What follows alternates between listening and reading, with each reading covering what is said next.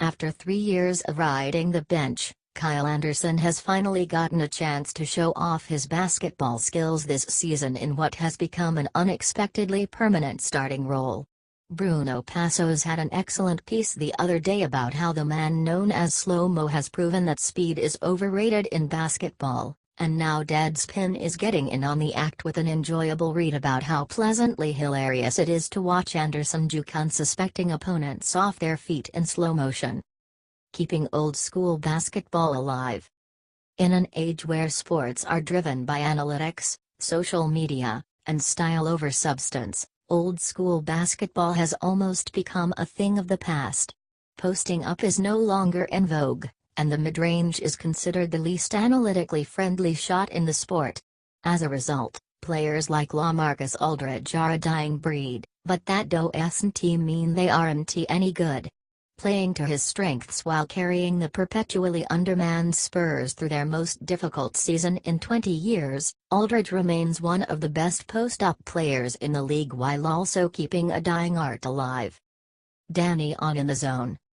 Danny Green recently joined Chris Broussard on his podcast In the Zone. Topics discussed obviously included the state of Kawhi Leonard with the Spurs, and per usual he repeated that neither Kawhi or anyone with the team is at odds with each other. We all text him. We in touch with him. He's still a very much part of this group, this team. We still have his back. From the team's perspective, there is no one that is at odds with him.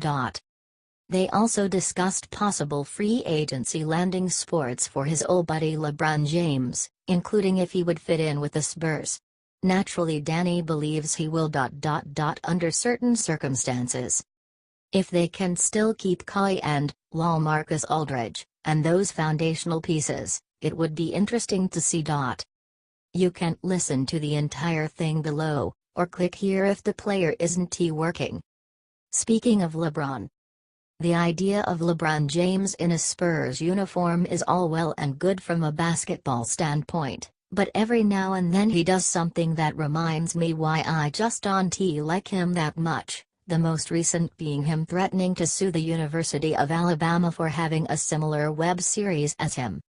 If you've missed out on this still developing story, basically LeBron and his media platform Uninterrupt have a web-based series called The Shop, where LeBron talks live with friends and fellow players while getting a haircut.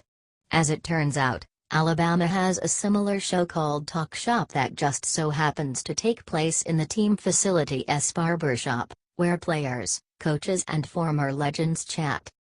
James claims Talk Shop might be infringing on copyrights and trademarks of the shop, although it should be noted that none of James' businesses have a copyright or trademark associated with the shop.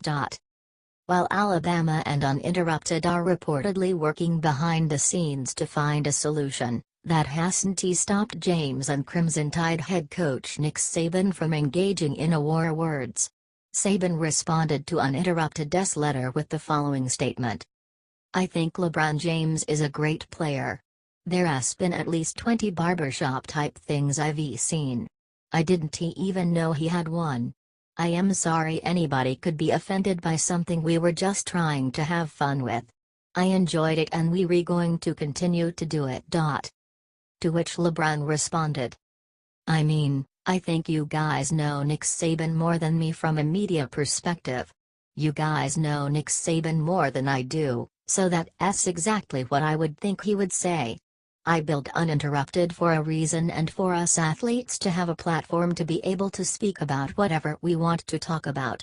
I respect him as a coach, but I'll be damned if I'll allow someone to use our platform or try to do the same thing we're doing and just think it's okay. Yikes. Spurs fans have had enough Kawhi drama around here this season. Do we really want the drama that seems to follow LeBron everywhere he goes as well? Besides, if LeBron thinks he's the inventor of barbershop talk, he's sorely mistaken. Have a good one.